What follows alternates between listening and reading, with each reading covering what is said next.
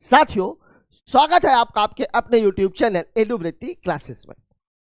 RRB NTPC under graduate level की जो pre के एग्जाम्स होने वाले हैं और साथ ही साथ एनटीपीसी के जो हमारे साथियों ने प्री का एग्जाम दिया है और वो मेंस की तैयारी कर रहे हैं, इनको दिमाग में लेकर के इनके पेपर के पैटर्न को देखते हुए हम अभी जो सीरीज चला रहे हैं, आज आइए हम देखते हैं कि इसमें कौन कौन से सवाल हैं। और इसका पहला सवाल आपके सामने ये रहा।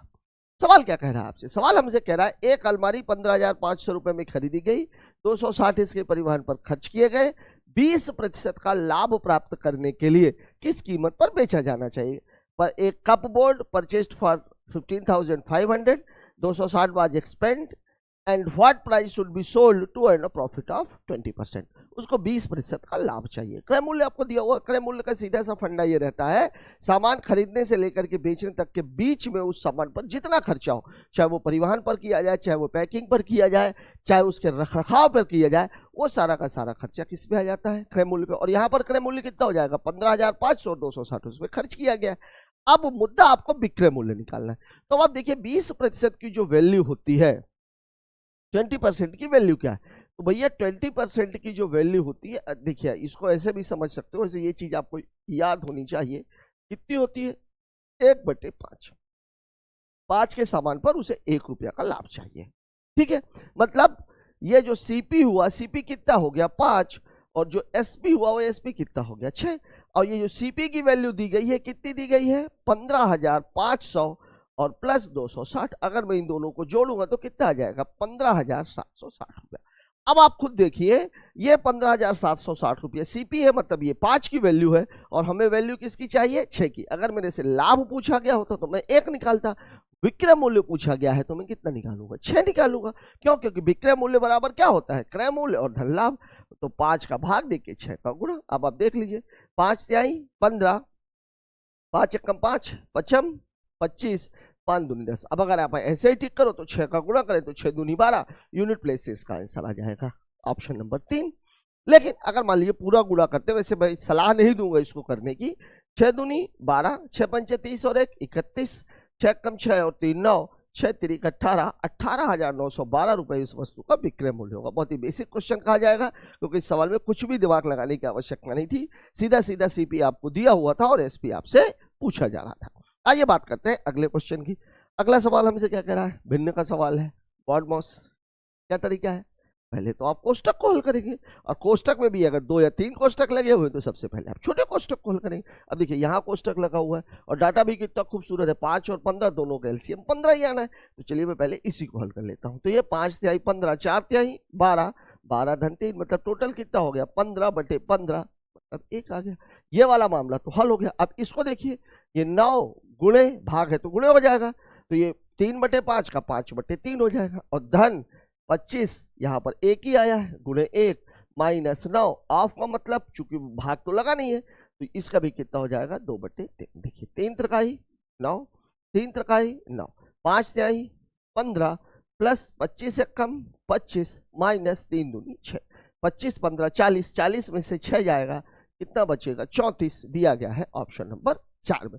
इन सवालों में ज्यादा कुछ समझाने की आवश्यकता इसलिए नहीं है क्योंकि हमारे सारे बच्चे जो एग्जाम से दे रहे हैं भिन्न तो हम बचपन से ही कह रहे हैं। हाँ, अब भिन्नों में अगर मामला सही बटे का रहे, 3 सही 5/7, और उसमें 2-3 भिन्न दे दिया जाए, रेखा कोष्टक भी दे दिया जाए, कोष्टक भी 2-3 तरह के दे दिए जाए, तब वहां पर थोड़ा सा दिक्कत वाला मामला रहता है, समझाने का मामला रहता है। ये तो बहुत ही सीधा सीधा सवाल है, मुझे नहीं लगता कि इस सवाल में इससे ज्यादा कुछ बताने की आवश्यकता है। बात करते हैं अगले क्वेश्चन की। सवाल आपको कह रहा है, जब एक ब्लूटूथ ईयरफोन की कीमत में 12% की वृद्धि की जाती है तो इसकी बिक्री 20% कम हो जाती है। राजस्व पर पड़ने वाला शुद्ध प्रभाव। When the price of a Bluetooth increased by 12%, its sales decreased by 20%, what is the net effect on its revenue? वैसे भी एक बात आप लोग ध्यान रखिए, रेवेन्यू बराबर होता क्या? मतलब आय बराबर क्या होता है? आय बराबर होता है कीमत गुणे मात्रा। और वैसे भी जब कभी भी ये दो चीजें दे रही है और साइमल्टेनियसली अगर उनका गुणा होना है तो ये वाला फॉर्मूला तो आपको हमेशा याद रहता है भाई, a प्लस बी और प्लस AB/100। अगर सीधा सीधा हमको परसेंटेज निकालना है तो, और यहाँ पर शुद्ध प्रभाव देखिए प्रतिशत में ही दिया गया है, तो हम क्यों इधर जाएं, इधर से ही सीधा उत्तर निकाल लेते हैं। अब देखिए 12 की वृद्धि मतलब यहां तो मामला है +12 का, 20 की कमी मतलब यहाँ 20 की कमी, ये माइनस वाला मामला। अब आप देखिए प्लस और माइनस का होगा तो माइनस ही आएगा, तो 12 गुणे 20/100, ठीक है, 0 से 0 कैंसिल। अब आप देखिए 20 में से 12 तो ये ऋण 8 आ जाएगा, और ऋण 12 दूनी 24, एक अंक में दशमलव, तो 8 और 2 10, तो -10.4% का प्रभाव पड़ेगा। मतलब उसके जो शुद्ध राजस्व पर है उस पर 10.4% की क्या आने वाली है, कमी आने वाली है, दिया गया है ऑप्शन नंबर 2 में, ठीक है। तो जब कभी भी मामला वृद्धि और कमी का हो, दो वृद्धियों या दो कमियों का हो, देखिए अब छूट वाले मामले में भी जब डिस्काउंट बट्टे की हम बात करते हैं तो बट्टे में भी हम ऐसे ही निकालते हैं, दो बट्टों को मिलाकर के एक समतुल्य बट्टा कितना होगा, ठीक है। लगातार दो, किसी शहर की जनसंख्या में लगातार 2 बार वृद्धि हो गई तो कुल वृद्धि होगी। तो अगर मामला प्रतिशत का दिया गया है तो मैं जब कभी भी दो डाटे की बात हो तो मैं आपको यही सलाह दूंगा कि आप सवाल को यहीं से उठाइए, ठीक है। बात करते हैं अगले क्वेश्चन की। अगला सवाल क्या कह रहा है, चेन्नई में एक आईपीएल मैच का टिकट ₹2500 का था। जब टिकट की कीमत कम की गई तो टिकटों की बिक्री में 50% की वृद्धि हो गई। टिकटों की कीमत कितनी कम की गई है ये इसमें नहीं बताया गया। फिर आपको बोल रहा राजस्व में 15% की कमी देखी गई, टिकट की घटी हुई कीमत क्या थी। अब आप देख लीजिए, अभी जिस सवाल की हमने पहले चर्चा की वही आ गया। अब इसमें मामला राजस्व में कमी दे दिया गया है, टिकट की जो टिकट की कीमत में कितने की वृद्धि हुई है, 50 की, और संख्या में कमी हुई है। अभी मैंने आपको बताया कि आय बराबर क्या होता है, आय बराबर होता है कीमत और गुणे मात्रा, यही तो मैंने आपको बताया। या इस मात्रा को अगर आप मात्रा न लिखना चाहो तो संख्या भी लिख सकते हो, ये हो गई संख्या। अब आप देखिए उसके आय में कितनी हुई है, 0.15% की कमी हुई है। कमी हुई है मतलब मामला हो गया 85%। देखिए 15% कमी का मतलब कितना हुआ, 15% कमी का मतलब होता है 85%, और इसकी वैल्यू क्या होती है 0.85। मतलब यहां पर जो आय थी उसकी वो 1 से 0.85 हो गई। कीमत में 50 की वृद्धि। अब आप देखो 50% की वृद्धि का मतलब क्या हुआ, वही 100 + 50, मतलब ये कितना हो गया 150%, और इसका मतलब होता है 1.5। तो कीमत कितनी हो गई 1.5, लेकिन कीमत पहले कितनी थी 2500, और ये वाली संख्या आपको निकालनी है, इसी को मैं x मान लेता हूं। बस कुछ करना है क्या भाई, आपको जो है संख्या बराबर क्या हो जाएगा, आय बराबर होता है कीमत गुणे मात्रा, ठीक है। अब देखिए कीमत में उसने 50 की वृद्धि कर दी तो ये 1.5 हो गया, सॉरी ये 2500 कहां से आ गया, 1.5 हो गया, और गुणे कितना हो गया x, ये था आय जो थी वो पहले कितनी थी, ये थी 2500 से 0.85। इसको आप इस तरह से मान सकते हो कि मैं ये बोल रहा हूं कि भैया एक ही टिकट बिक रही थी, एक ही रुपए में बिक रही थी, और एक ही रुपए की आय हो रही थी। हमने ये एज्यूम कर लिया भाई, एक आदमी जा रहा था, एक ही सीट थी, 1 रुपए वो दे रहा था, 1 रुपए वो दे रहा था, तो आय कितनी हो रही थी 1, तो वो जो आय थी वो अब कितनी हो गई है 0.85। अगर हमने 1 माना था यहाँ पे तो 2500 थी, तो 2500 हमने आगे लिख दिया। अब कीमत में कितने की वृद्धि हुई, 1 रुपए वाला जो टिकट था वो 1.5 रुपए का हो गया, तो वो 1.5 हो गया, और संख्या हमें निकालनी है, ठीक है। अब यहाँ पर x की वैल्यू कितनी हो जाएगी, तो x बराबर हो जाएगा 2500 गुणे 0.85 बटे 1.5। अब देखिए ये दशमलव ये दोनों कैंसिल हो जाएंगे, इस दशमलव को आप हटाओगे तो 10 का और गुणा हो जाएगा। अब इसको आप कैसे हल करेंगे भाई, 5 तिहाई 15, 17 पना 85, ठीक है, कितना हो गया ये 17 पना 85, 17 दूनी 34 और 8 42 बटे 3, तो 3 एक कम 3, 3 चौके 12, 3 एक कम 3, 3 छके 18, 3 छके 18, 3 छके 18, 1416.66 दिया गया है ऑप्शन नंबर। सवाल में कुछ भी नहीं है, अगर आपको ये बेसिक चीज पता है तो सवाल में आपको बोला है कि 2500 रुपए की टिकट थी, वो हो गई, उसकी कीमत हो गई 0.85, तो टोटल जो टिकट की कीमत हो गई वो आप निकाल लीजिए। अब जो वो सॉरी राजस्व जो हो गया, पहले 2500 राजस्व था, अब इतना राजस्व हो गया, कीमत में वृद्धि हुई है 50% की, तो मतलब 1 से बढ़ के 1.5 हो गई है, ठीक है, चाहे उसको आप 150% भी कर सकते थे, वही बात होगा। और दूसरी चीज आपको निकालनी है, संख्या आपको निकालनी है, तो संख्या हमने x रख ली। बात कर लेते हैं अगले सवाल की। अगला सवाल हमसे क्या कह रहा है, एक दुकानदार फलों का उपहार पैकेट बेच रहा है जिसमें वह सेब और आम मिलाकर दे रहा है। पैकेट में 100 रुपए प्रति किलोग्राम की दर से कुल 12 किलो फल है। पैकेट में 90 रुपए प्रति किलोग्राम की दर से 8 किलोग्राम सेब है और x रुपए प्रति किलोग्राम की दर से 4 किलो आम है, x का मान ज्ञात करें। क्या इजी सवाल है, कितना इजी सवाल। अब आप देखिए इसमें कुल कीमत कितनी थी, पैकेट की जो कुल कीमत है, कुल मूल्य जो है उसका, कुल कीमत जो है उसकी वो कितनी है भाई, कितने का पैकेट है 100 रुपए का, और उसमें फल कितने हैं 12, मतलब ये कितने का था 1200, यही तो है। अब जो सेब की बात जो वो कर रहा है, सेब की जो बात कर रहा है वो कितने रुपए का है भाई, 90 रुपए का है और 8 किलो है, मतलब इसकी कीमत कितनी हो गई 720 रुपए। तो आम जो है, आम कितने का है इसमें, खुद आप ये देख लो, 1200 में से 700 500, ये 480 रुपए का आम है। आम की कीमत कितनी है 480, और आम है कितने किलो, तो 4 किलो, ये 4 का भाग दे दीजिए, 4 एक कम 4, 4 दूनी 8, 0, मतलब आम को जो प्रति किलो कीमत है वो है 120। Option number 3, option number 3। बहुत ही सिंपल सवाल था, बेसिक कैलकुलेशन है सवाल में। ये देखिए सवाल में, इसमें क्या बोल रहा है भाई, सवाल हमसे कह रहा है रमेश को 800 रुपए अंकित वाली एक मूल्य पर 2 ऑफर मिल रहे हैं। अभी देखिए छूट की बात आ गई। पहला ऑफर है 20% की 2 क्रमिक छूट, 30% और 10% की 2 क्रमिक छूट। रमेश ने बेहतर ऑफर वाली योजना को चुना होता तो उसने अन्य योजना के मुकाबले कितने की बचत की होती। देखिए 2 ऑफर है, एक दुकानदार उसको बोलता है कि भैया हम 20% प्लस 20% की देंगे, और दूसरा दुकानदार हमको बोलता है कि हम 30% प्लस 10% की देंगे। यह है पूरा मामला। अब जो टोटल छूट हमें पहले मिली और जो बाद में मिली, इन भाई पैसे को तो पैसा तो चूंकि वही है, तो इसको तो हम बाद में कैलकुलेट कर लेंगे।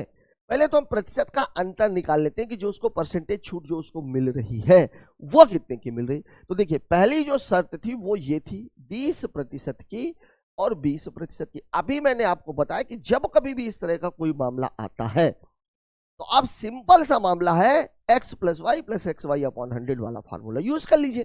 तो अब आप देखिए पहली 20 की छूट, फिर 20 की छूट, अब ये ऋण और ऋण धन हो जाएगा, गुणा करेंगे तो 20 गुणे 20 और बटे कितना 100, 1 2 1 2, 20 20 40, ऋण 40 धन 4, मतलब यहां पर उसको छूट कितने की मिलेगी 36%।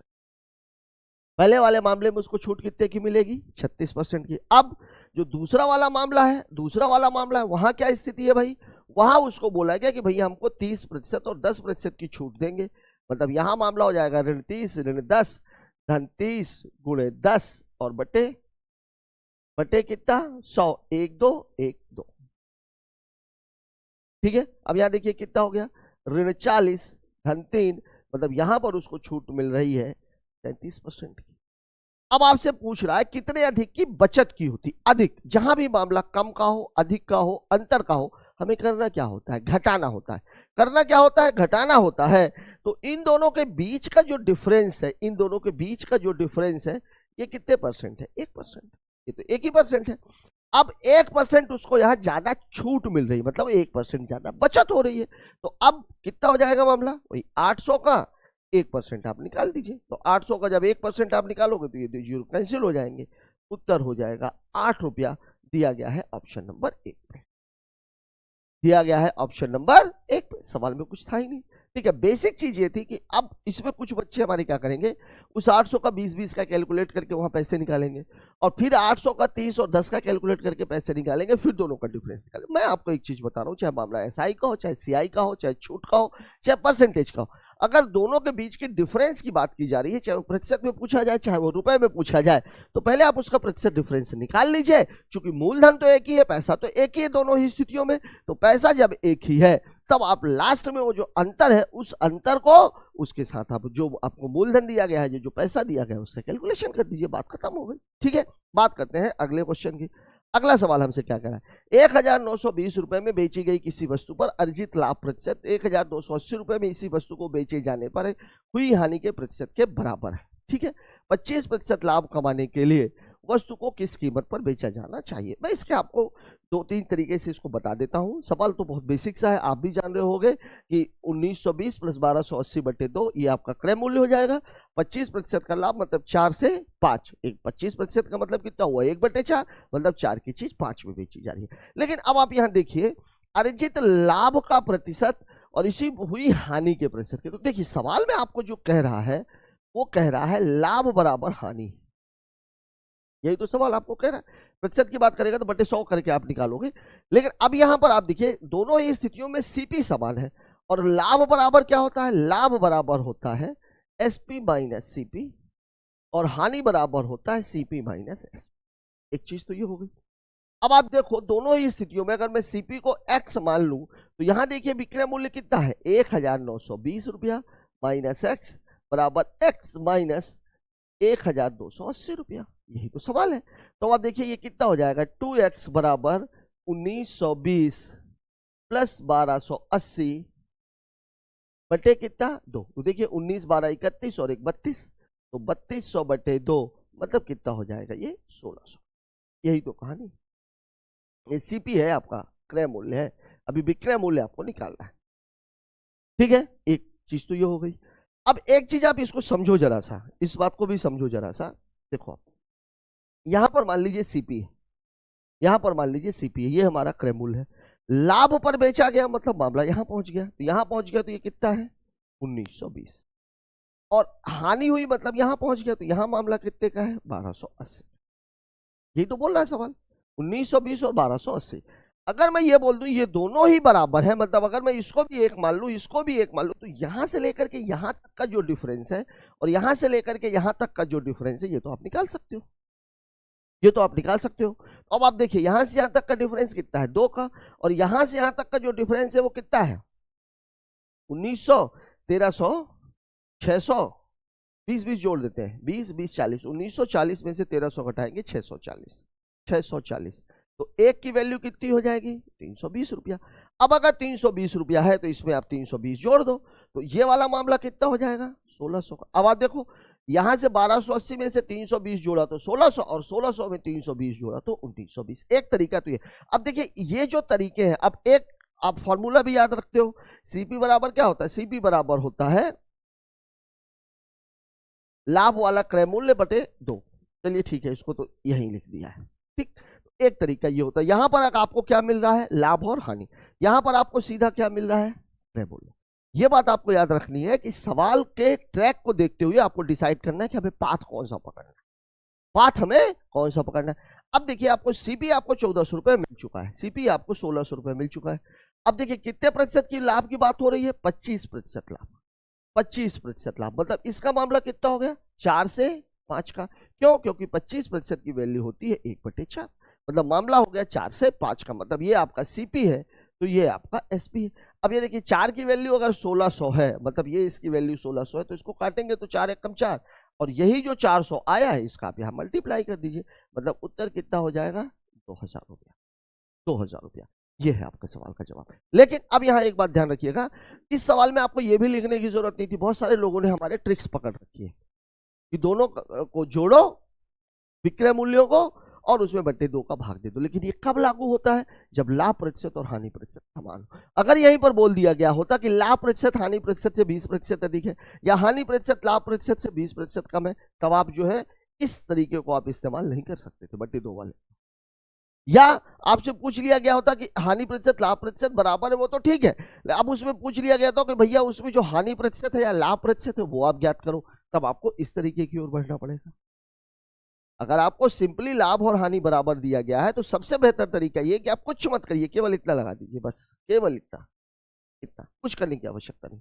लाभ और हानि में अगर अंतर दिया गया है, लाभ अलग है हानि अलग है, तब आप इस तरीके से आगे बढ़ जाइए, क्योंकि क्रय मूल्य आपको निकालना है। लेकिन अगर आपसे लाभ प्रतिशत और हानि प्रतिशत पूछ रहा है तब आप इस तरीके से। ठीक है, बात करते हैं अगले क्वेश्चन की। अगला सवाल हमसे क्या करा, एक पुलिसकर्मी ने 420 मीटर की एक दूरी से एक चोर को देखा, चोर भागने लगता है, पुलिसकर्मी उसका पीछा करता है, पुलिसकर्मी और चोर क्रमशः 25 किलोमीटर पर आवर और 20 किलोमीटर पर आवर की चाल से दौड़ते हैं। 30 मिनट के बाद उनके बीच की दूरी क्या होगी।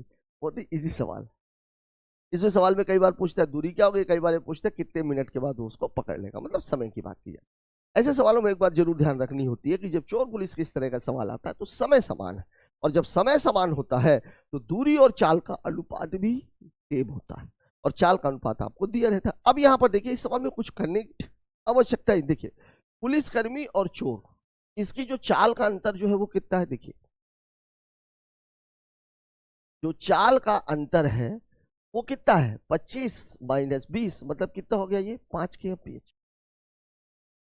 5 kmph मतलब ये हुआ कि वो 60 मिनट में 5 किलोमीटर आप बोलो, और चाहे आप इसी को 5000 मीटर बोल दो, क्योंकि मीटर का मामला है। तो 60 मिनट में वो कितना जा रहा है 5000 मीटर, मतलब 1 मिनट में इन दोनों के बीच का जो अंतर आ रहा है, तो 1 मिनट का अंतर कितना हो जाएगा 5000/60। और आपसे कितने मिनट का पूछ रहा है 3 मिनट का। तो 3 मिनट में जो डिफरेंस आएगा, 3 मिनट में जो डिफरेंस आएगा वो आएगा 5000/60 और गुणे 3, 20, 0 से 0 कैंसिल, ये कितना हो जाएगा 250। मतलब अगर दोनों ही एक दूसरे के साथ दौड़ना शुरू करते, मतलब मैं ये बोलूं यही चोर होता यही सिपाही होता, ये हो गया पुलिस वाला, ये हो गया थीप, अगर ये दोनों साथ में दौड़ते तो 3 मिनट के बाद ये यहां पे रहते और इनके बीच का अंतर हो जाता 250, इनके बीच का अंतर हो जाता 250, पुलिस 250 मीटर आगे निकल गई होती। लेकिन यहां पर जो कहानी हमको दी गई है, वो ये दी गई कि भैया थीप यहां खड़ा है और पुलिस यहां खड़ा, यहां थीप है और यहां पुलिस है, और इन दोनों के बीच का जो अंतर है वो 420 मीटर। अब ये दोनों दौड़ना शुरू करते हैं, ये भी दौड़ना शुरू करता है। अब यहां से यहां तक ये 250 मीटर तो कवर कर लेगा, लेकिन भैया यहां से यहां तक की जो दूरी बची वो कितनी बची 170 मीटर, और यही आपके सवाल का जवाब है। मतलब टोटल जो डिफरेंस था वो 420 मीटर का था। 3 मिनट में जो पुलिस वाला है उसने 250 मीटर का जो डिफरेंस है उसको कम कर दिया, तो बचा कितना 170 मीटर, और यही आपके सवाल का जवाब है। ठीक है, सवाल में कुछ था भी नहीं, 60 मिनट 3 मिनट, सीधी सी बात है कि 3 60 का 20वां हिस्सा है, तो इसका 20वां हिस्सा आप निकाल देते, लग गया था सवाल। ठीक है, बात करते हैं अगले क्वेश्चन की। अगला सवाल हमसे क्या कह रहा है, देखिए ए और बी साथ काम करते हुए एक प्रोजेक्ट को 16 दिनों में पूरा कर सकते हैं, बी अकेला 24 दिनों में पूरा कर सकता है। ए अकेले प्रोजेक्ट को, टाइम एंड वर्क का बहुत ही बेसिक क्वेश्चन है। ठीक है, दो लोगों का मिलकर के दिया हुआ, एक का सिंगल दिया हुआ, दूसरे का सिंगल निकालना है, हमें इसमें कुछ करना ही नहीं होता। देखिए हम सिंपली करेंगे ए बी, फिर किसने बी अकेला और ए अकेला, यही तो पूछ रहा सवाल है। अब देखिए ए बी का टाइम कितना दिया हुआ है 16, बी अकेले का कितना दिया हुआ 24, ये टाइम की बात हो रही। तो इन दोनों का जो एलसीएम है, देखिए हम एलसीएम निकालने के लिए हमारा फोकस बड़ी संख्या पर, देखिए ये कितना हो जाएगा 8 गुणे 3 24। अब 16 बनाने के लिए 8 को 2 और चाहिए, तो 8 दूनी 16 3 48, मतलब जो टोटल वर्क है ये कितना है 48। तो इसकी इफिशियंसी 48 में 16 का तो ये 3 हो जाएगी, 48 में 24 का तो कितना हो जाएगा 2। मतलब जब ए और बी मिलके काम करते हैं तो 3 काम एक दिन में कर रहे हैं, बी अकेला कितना कर रहा है 2 कर रहा है, मतलब ए अकेला कितना करेगा 1। तो जब टाइम की बात आएगी तो 48/1, मतलब उत्तर हो जाएगा 48 दिन, दिया गया है ऑप्शन नंबर 3। ठीक है, बेसिक क्वेश्चन है टाइम एंड वर्क का। बात करते हैं अगले सवाल की।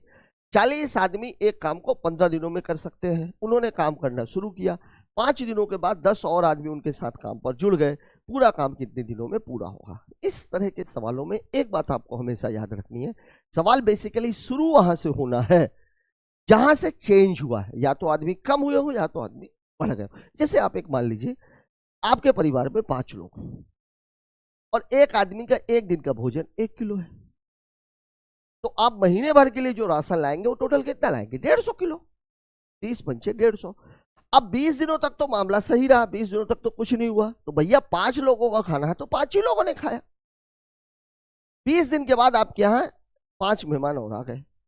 अब आप खुद सोचो 20 दिन तक तो कोई चेंज नहीं था, मतलब अब जो भोजन बचा हुआ है वो 5 लोगों का 10 दिनों का भोजन आपके घर में है, लेकिन अब उस भोजन को खाना कितने लोगों को है 10 दिन में। तो यहां मैं आपको बार बार ये चीज बोलता हूं कि सवाल आपको शुरू करना कहां से, जहां से चेंज होता, कहां से 5 दिनों के बाद, 5 दिनों के बाद। अब आप खुद देखो इस सवाल में 40 आदमियों का 15 दिन का, तो 5 दिनों के बाद, तो भैया 5 दिन का तो कोई मतलब ही नहीं है। अब जो भोजन बचा हुआ है वो बचा हुआ है 40 आदमियों का 10 दिनों का।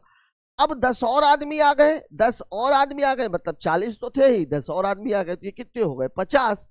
अब वो कितने दिनों में चले, बस ये आपको निकालना है। अब देख लो आप, तो x की वैल्यू कितनी हो जाएगी 40 गुणे 10/50, 0 से 0 कैंसिल, 5 8 40, 8 कम 8, आपका उत्तर हो जाएगा 8 दिन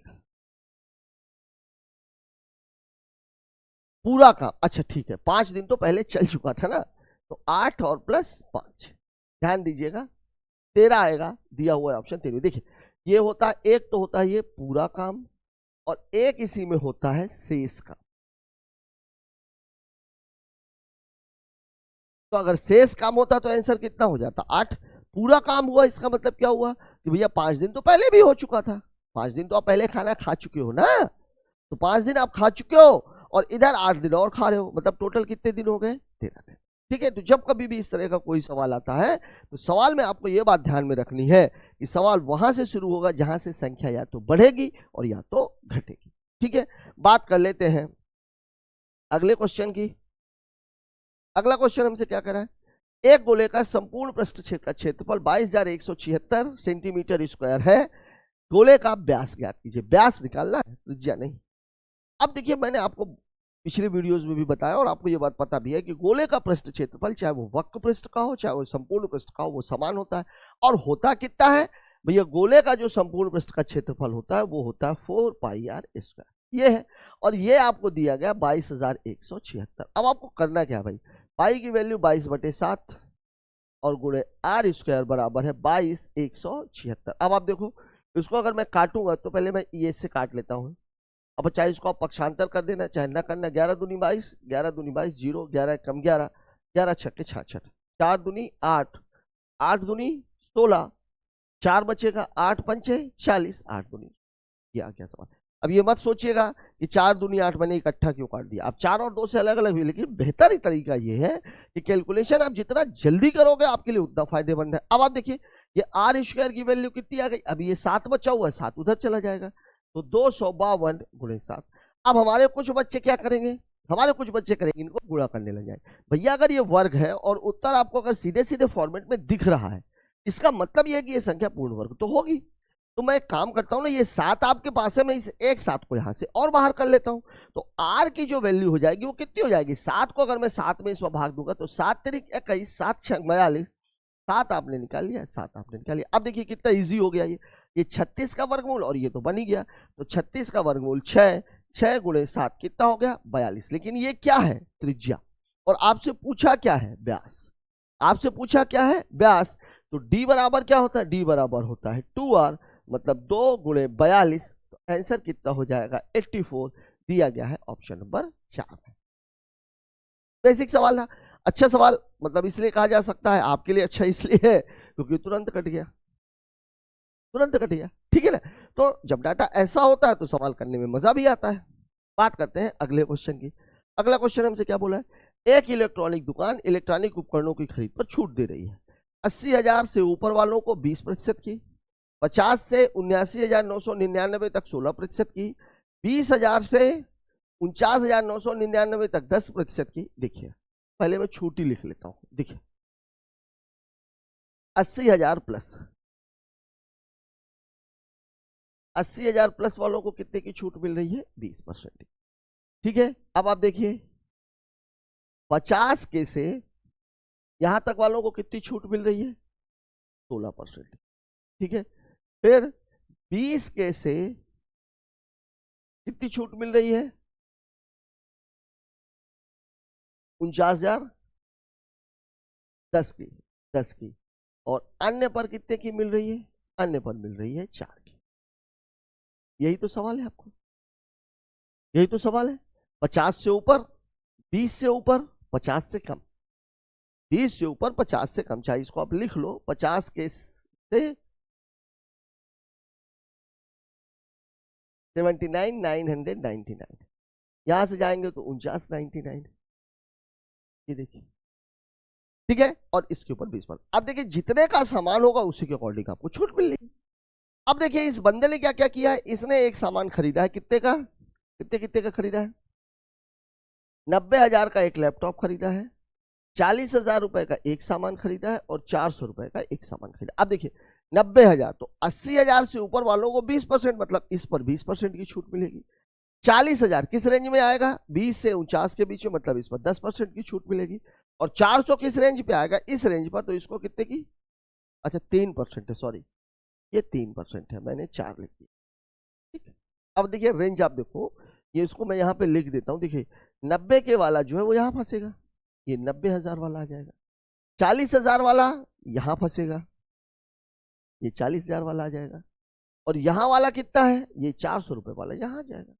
तो अब आपसे पूछ क्या रहा है कुल कितनी छूट मिली। तो भैया अगर आप डायरेक्ट निकालना चाहो तो ये तो डायरेक्ट कैलकुलेशन है। 10% की 900, सॉरी 9000, 90,000 है 9000, तो यहाँ तो 18,000 की छूट मिलेगी, यहाँ 4,000 की छूट मिलेगी। 10% एक जीरो हटा दीजिए, 18 4 22, और यहाँ पर कितने की 4 तिहाई 12, 12 रुपए की छूट मिलेगी, 22,012। ये आपका उत्तर है। लेकिन अब इसको लगाना कैसे, देखिए 90,000,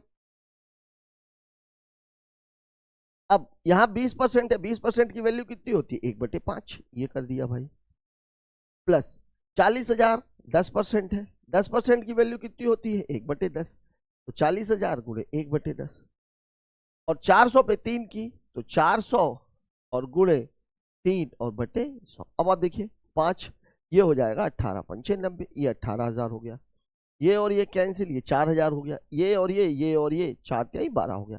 तो अब आपका हो गया 18,000 प्लस 4,000 और प्लस 12, मतलब आंसर हो गया 22,012 रुपए दिया गया है ऑप्शन नंबर 3 में।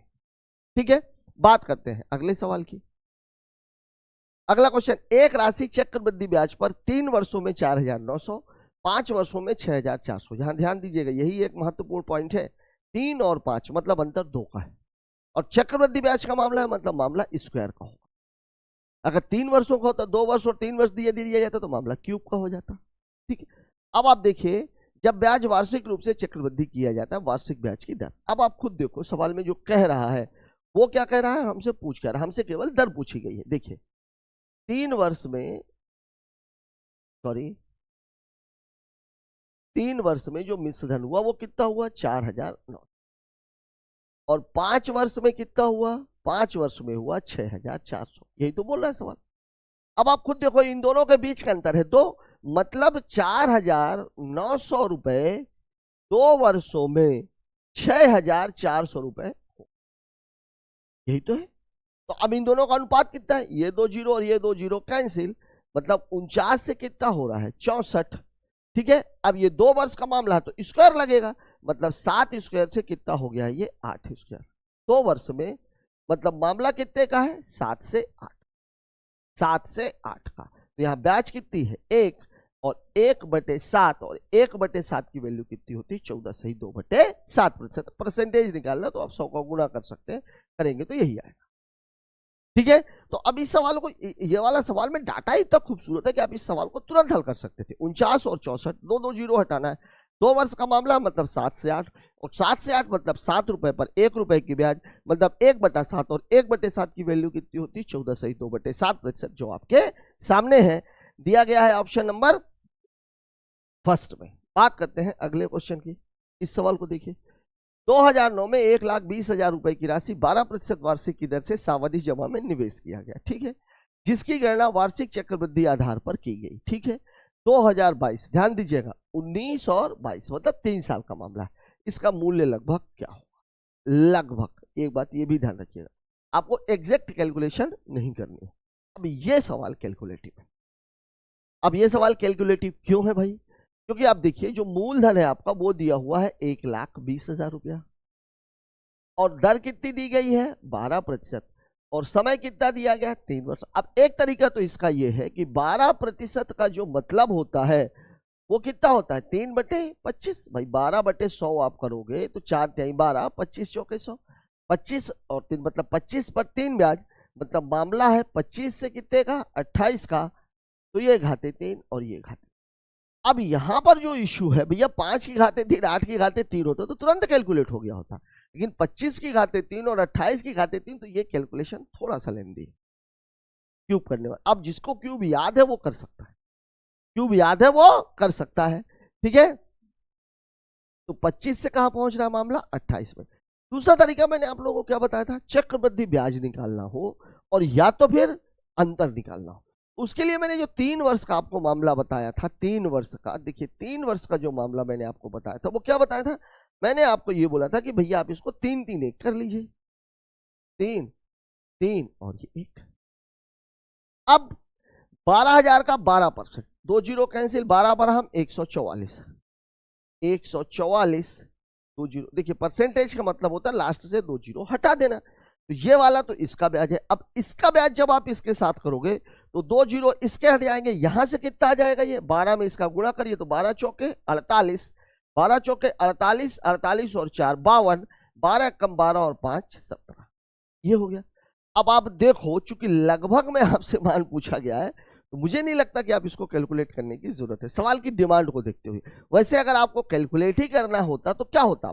अब देखिए आप, ये 1728 में 12 का गुणा, तो 12 अट्ठे 96, 12 दूनी 24 और 9 33, 12 सत्ते 84, 84 और 3 87, 12 कम 12 और 8 20, 2 अंकों के बाद दशमलव। अगर टोटल कैलकुलेट करना होता तो मैं ऐसे कैलकुलेट करता, लेकिन चूंकि मैं कैलकुलेट क्यों नहीं करूंगा। अब आप देखिए यहां पर ये 3 बार है, मतलब इनका आपस में गुणा करना है, इनका आपस में गुणा करना है, यही तो आपका सवाल है। अब आप देखो, अगर मैं इसमें गुणा करूंगा तो 3 चौके 12, 14 तिया 42 और 1 43, 43,200 इसको यहां से मिलेगा।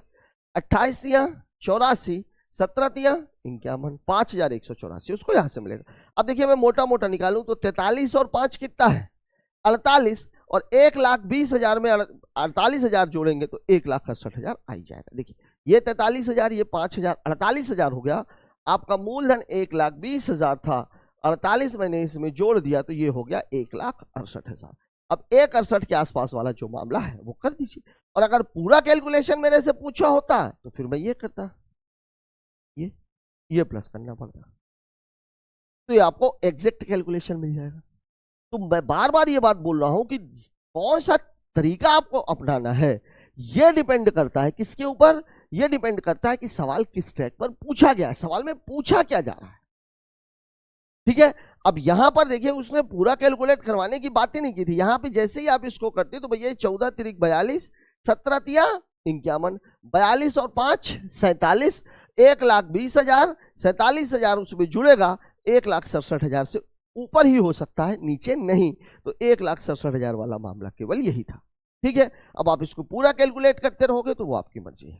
तो एक बात ध्यान रखिएगा, एक सवाल कठिन नहीं होता है, वास्तव में हम सवाल को समझ नहीं पाते। अब आप देखिए, एक बेलन की ऊंचाई में 25% की और उसके आधार की त्रिज्या में 15% की, वक्र पृष्ठ के क्षेत्रफल में। अब देखिए बात किसकी हो रही है, बेलन की और वक्र पृष्ठ की, बेलन और वक्र पृष्ठ की बात हो रही है। अब वक्र पृष्ठ जो बेलन का जो वक्र पृष्ठ होता है, बेलन का जो वक्र पृष्ठ होता है ये कितना होता है 2 पाई आर और एच। अब यहां पर ये 2 पाई तो कांस्टेंट रहता है, आर में क्या हुआ है, आर में इसमें हुआ है 25% की वृद्धि, और एच में क्या हुआ है, एच में हुआ है 15% की कमी। ये दो चीजें हैं।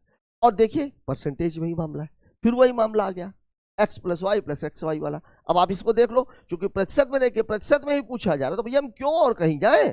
ये हो गया 25, 15 वाला माइनस में है तो -15, और प्लस और माइनस का गुणा तो माइनस है आएगा, तो 25 गुणे 15 और बटे 100 यही होगा। 25 में से 15 चला गया 10। अब आप देखिए ये हो जाएगा 15 पन्ना 75, 15 दूनी 30 और 7 37, 3.75। देखिए 10 माइनस 3.75, 10 में से 4 चला गया 6, और 1 में से 100 में से 75 चला गया 25। ये आपका उत्तर है। और क्या है ये प्लस में है, मतलब वृद्धि होगी, वृद्धि होगी मतलब उत्तर। अब यहीं पर अगर आपको डाटा दे दिया गया होता, जैसे टिकट वाले में दिया गया था, भाई उसमें भी 2 सवाल पूछे गए ना। एक सवाल था जिसमें परसेंटेज में पूछ लिया गया, एक सवाल था जिसमें डाटा दे दिया गया, एक सवाल था जिसमें डाटा दे दिया गया। तो अब जो है, अब दोनों ही सवालों को लगाने का जो तरीका है वो क्या होगा, अलग अलग अलग अलग होगा, अलग अलग होगा। ठीक है ना, तो यहां पर भी आपको ये बात ध्यान में रखनी है। ठीक है, बात कर लेते हैं अगले क्वेश्चन की। अगला क्वेश्चन हमसे क्या कह रहा है, एक पुलिसकर्मी, देखिए फिर वही सवाल आ गया, 120 मीटर आगे एक चोर को देखता है, तुरंत पुलिसकर्मी चोर का पीछा करता है। पुलिसकर्मी 1 मिनट में 26 मीटर, चोर 20 मीटर दौड़ता है, पुलिसकर्मी कितने समय में चोर को पकड़ लेगा। 1 मिनट में 6 मीटर का अंतर है, 120 है तो 120 बटे 6 20 मिनट में पकड़ लेगा। ठीक है, अब देखिए सवाल में रहता क्या है, मैं आपको क्या बोल रहा हूँ कि देखिए स्पीड है, स्पीड में क्या दिया हुआ है, स्पीड दिया हुआ है 26 और 20 की। ये है पुलिस और ये है थीफ, चोर हो गया। तो अब इनका जो रेशियो है वो कितना है, 13 और 10 का, यही तो है। तो डिस्टेंस का भी जो रेशियो है ये कितना हो जाएगा, 10 और 13 का, यही तो मामला है। तो जो कुल दूरी इसके द्वारा तय की गई, कुल दूरी जो इसके द्वारा तय की गई, अब देखिए यहाँ पर अंतर कितने का है, देखिए अब आप इस बात को थोड़ा सा मैं डिटेल में कर देता हूँ। 3 है, तो 3 बराबर कितना है 120, मतलब 1 बराबर कितना है 40। अब इसके द्वारा तो जो दूर अगर आपसे दूरी पूछी गई होती तो 1 बराबर 40 है, तो 10 बराबर कितना हो जाता 4000। इसके द्वारा दूरी की गई है 4000, और इसके द्वारा दूरी कितनी की गई है 13 गुणे 40, सॉरी 400, मैं 4000 लिख दिया 400। इसके द्वारा दूरी कितनी की गई है 500। अब अगर आपसे समय पूछ रहा होता तो समय बराबर क्या होता है दूरी बटे चाल, तो 400 बटे, ये कर सकते थे दूरी बटे चाल, यही तो आपका समय। समय बराबर क्या होता है दूरी बटे चाल, इधर आप कर लेते 520 बटे 13 या 400 बटे ये, तो सॉरी ये वाला मामला आ जाता, उल्टा कर दिया क्या मैंने, ओहो हो गलत है। यहाँ समय समान है तो ये भी 13 10 ही रहेगा। ये पूरा मामला कितने का है 3 का, और 3 की वैल्यू है 120, मतलब 1 की वैल्यू हो जाएगी 40, तो 13 की वैल्यू हो जाएगी 13 गुणे 40, मतलब कितना हो जाएगा ये 520। अब टोटल दूरी कितनी है 520, चाल कितनी है 26, तो अब आप इसको कर लो 520 बटे 26, मतलब कितना हो जाएगा। ये तो हो गया बेसिक लगाने थे, बेसिक तरीका। अगर आप इसको डायरेक्ट थोड़ा सा दिमाग दौड़ाओ और सीधा सीधा मिनट में ही दिया हुआ है, मीटर में ही दिया हुआ है, ये 1 मिनट में 26 मीटर, तो सीधी सी बात है भैया 1 मिनट बराबर कितना है 6 मीटर। अब आपको 120 मीटर चाहिए, तो ये कितने गुना है 20 गुना है, तो ये भी कितने गुना होगा 20 गुना होगा, मतलब उत्तर हो जाएगा आपका 20 मिनट। ये आपके सामने, ये आपके सामने, ठीक है। तो जब कभी भी ऐसे सवाल आए, देखिए यहां पर चोर और पुलिस वाले 2 क्वेश्चन पूछे, और दोनों ही क्वेश्चन ऐसे थे कि आप देख के ही उत्तर बता सकते हैं, ठीक है। बेसिक तरीका ये है लगाने का, लेकिन जो लगाना है आपको वो ऐसे लगाना है, पर्टिकुलर इस सवाल के लिए। आगे की बात कर लेते हैं। प्रथम 110 प्राकृत संख्याओं का लघुत्तम समापवर्तक यानी देखिए 110 प्राकृत संख्याओं का 1 से लेकर के 110 तक का जो एलसीएम है वो कितना है n है। अब आप खुद ही देखो, अब उसको 115 तक, लघुत्तम का मतलब क्या होता है, लघुत्तम का मतलब ये होता है कि 1 से लेकर के 110 तक की सारी संख्याएं इस n में शामिल है। अब 115 तक की बात कर रहा, मतलब वो एक्स्ट्रा कौन सी लेगा 111 लेगा, 112 लेगा, 113 लेगा, 114 लेगा और 115 लेगा। अब आप देखो ये वाली भी अभाज्य है, ये वाली भी अभाज्य है, तो ये तो आपको लेना ही पड़ेगा। अगर मैं इसकी बात करूं तो ये कितना है 2 गुणे 56, मतलब 2 गुणे 7 गुणे 8। तो जब 1 से लेकर 110 तक है तो ये तीनों संख्याएं तो इस में शामिल है। इसकी अगर मैं बात करूं तो ये भी वही चीज है 2 गुणे 57, तो 2 और 57 तक की काउंटिंग तो 1 से लेकर 110 तक हो चुकी है। इसकी अगर मैं बात करूं तो 5 गुणे 23, तो 5 और 23 भी 110 तक तो आ चुका है। मतलब जो एक्स्ट्रा हो रहा है वो केवल 2 संख्याएं हो रही है, वो कौन सी 111 और 113, दोनों ही प्राइम नंबर से, मतलब ये दोनों किसी से डिवाइड नहीं होंगे। मतलब 115 तक का जो एलसीएम आएगा वो आएगा n गुणे 111 गुणे 113, दिया गया कहां पर ऑप्शन नंबर 3 में, ठीक है। बात करते हैं अगले सवाल की। देखिए अगला क्वेश्चन क्या करा है, दूध और पानी के मिश्रण में 18 भाग दूध है और 8 भाग पानी है।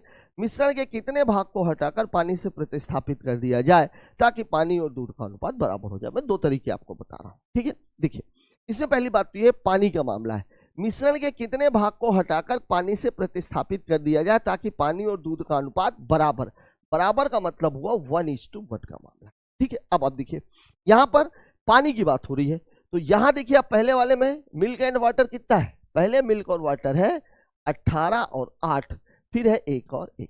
अब मैं वाटर की अगर बात करूं तो यहां पर वाटर कितना है 8, और टोटल मिश्रण की बात हो रही है तो 26, और इसको मैं मान लेता हूं टोटल निकाले जाने वाले पानी को कितना मान लेता हूं मैं 1, और जो बना इन दोनों को मिलाने के बाद वो कितना बना 1/2। अब अगर मेरे को इसको बैलेंस करना है तो 26 का गुणा यहाँ, 26 का गुणा यहाँ और 26 का गुणा यहाँ, 26 से 26 कैंसिल, ये हो जाएगा 13, ये 26 ही रहेगा, तो 8 26 और ये कितना हो गया 13, 26 में से 13 घटाएंगे 13, और 13 में से 8 घटा देंगे 5, 13 में से 8 घटा देंगे 5। तो अब देखिए पानी कितना है 5 और टोटल मिश्रण कितना है 18, ये आपके सवाल का जवाब हो जाए।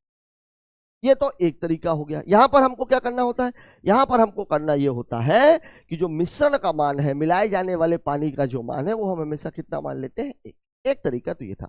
दूसरा तरीका देखिए मिल्क, और इससे भी छोटा तरीका मैं एक बता देता हूं, मिल्क एंड वाटर।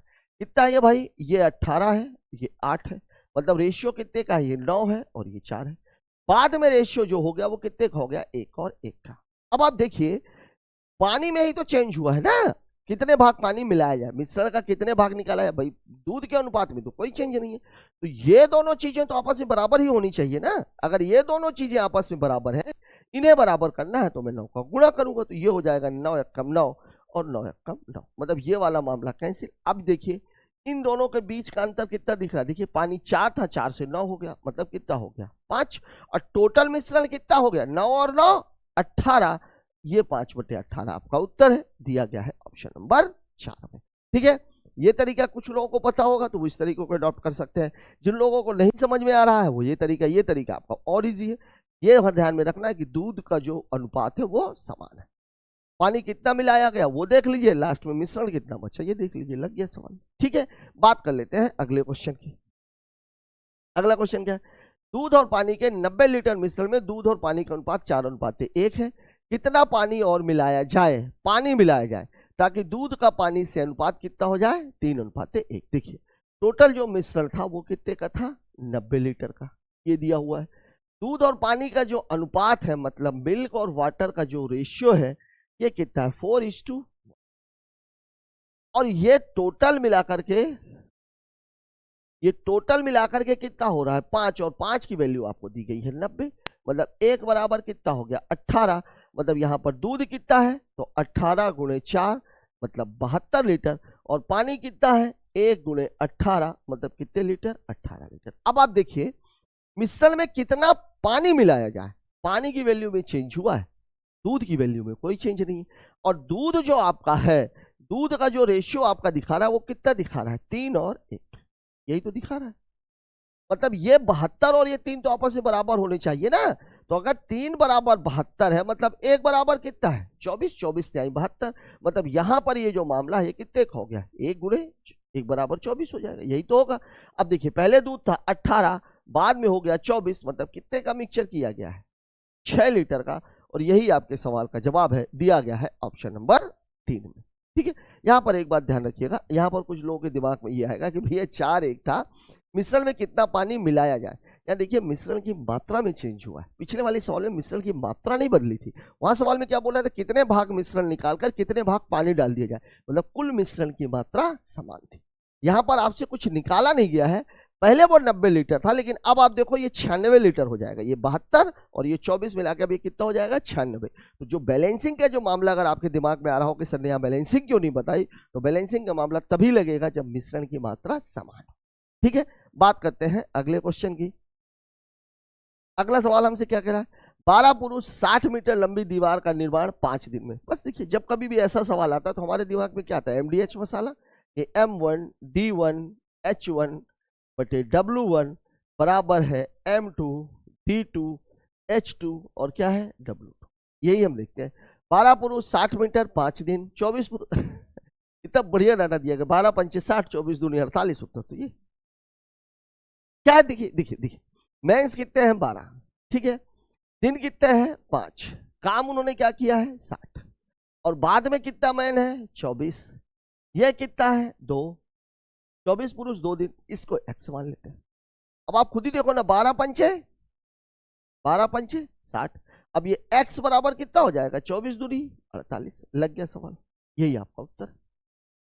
ठीक है, बढ़िया सवाल, छोटा सवाल, पढ़ते पढ़ते कर सकते थे। ये देखिए ये सवाल क्या, जब कभी भी, अच्छा y बराबर 3√6 - 4, ये कमान गया, जब कभी भी ऐसा कोई मामला आता, या 3√6 है, या √6 भी हो सकता था, जब कभी भी ऐसा मामला आता है, ठीक है ना, कि रूट लगा हो किसी एक संख्या में, तो उसको तो पहले आप सेपरेट करो, ताकि सवाल लगाते तो बने, ताकि वो रूट का मामला खत्म हो जाए। अब यहाँ देखिए इस वाले में रूट है, ये दोनों संख्या इंडिपेंडेंट है, तो इन दोनों संख्याओं को अगर आप एक साथ रखोगे तो ये रूट वाला चक्कर तो एटलीस्ट खत्म ही हो जाएगा। अब यहाँ देखो आप -4 है, तो अब आप इसको क्या करोगे, y + 4 = 3√6, ये मैंने कर दिया। अब देखो, अब आपका जो मामला है वो क्यूब में ही है, और इसको अगर क्यूब इसका हटाना है, क्यूब रूट अगर इसका हटाना है, तो मुझे क्यूब करना ही पड़ेगा। मतलब अब मुझे करना ये पड़ेगा कि ये भी क्यूब हो जाएगा और ये भी क्यूब हो जाएगा। तो भैया जब इसका आप क्यूब करोगे तो क्या होता है, ये x का क्यूब मतलब y का क्यूब प्लस 3 गुणे वाई स्क्वायर इंटू 4 और प्लस 3 गुणे y इंटू 4 स्क्वायर और प्लस 4 क्यूब और बराबर, यही तो आपका सवाल है। अब आप देखिए इसको हल करेंगे तो y क्यूब प्लस 4 तिहाई 12 वाई स्क्वायर प्लस 4 चौके 16 तिया 48 y प्लस 4 चौके 16 चौके 64 बराबर 6। अब इस इक्वेशन को मैं इससे कंपेयर कर लेता हूं। देखिए यहां y क्यूब है, यहां भी y क्यूब है, 12 वाई स्क्वायर 48 वाई, लेकिन यहां पर कितना दिया हुआ है 100।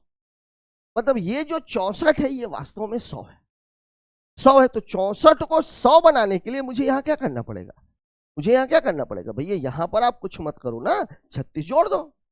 लेकिन ये तो गलत बात है ना कि एक तरफ जुड़ेगा तो दूसरी तरफ भी जोड़ना पड़ेगा। तो अब आप देखिए इसको आप जोड़ दोगे तो ये कितना हो जाएगा 100, तो ये कितना हो जाएगा 42। अब देखो अब जो भी इक्वेशन दिया गया था ये एग्जैक्ट हो गया, तो आपका उत्तर कितना आ गया 42 दिया गया है ऑप्शन नंबर बी में। ठीक है, एक बात आपको याद रखनी है, जब कभी भी इस तरह का कोई हो सकता है रूट पर होता, स्क्वायर रूट होता, ठीक है ना, तब भी आपको तरीका यही अपनाना है, तब भी आपको तरीका यही अपनाना है। ठीक है, बात करते हैं अगले क्वेश्चन की। अगला सवाल हमसे क्या कह रहा है, देखिए 16, 25, 13, 26 और 15 का औसत के है। औसत का मतलब क्या होता है, योग बटे संख्या। ठीक, अब आप देखिए योग कितना है इसका, यही जोड़ लेते हैं, 6, 5, 11, 11, 3, 14, 14, 26, 20, 5, 25। ठीक है, दो, तो अब देखो अब इसको मैं दूसरे कलर से ले लेता हूं। ठीक है, 2, 1, 3, 3, 2, 5, 5, 1, 6, 6, 2, 8, 8, 1, 9, ये हो गया 95। टोटल संख्या है 1, 2, 3, 4, 5, 5, मतलब इसका जो औसत है वो 19 है, ये तो 19 है। अब आपसे पूछ क्या, रूट 2 के, ये के की ही तो वैल्यू है, यही तो बोल रहा था कि औसत के है, तो ये के की वैल्यू है। तो 2 गुणे 19 प्लस 11 मतलब ये कितना हो जाएगा 38 प्लस 11 मतलब रूट ऑफ 49, और 49 का वर्गमूल होता है 7, दिया गया है ऑप्शन नंबर डी।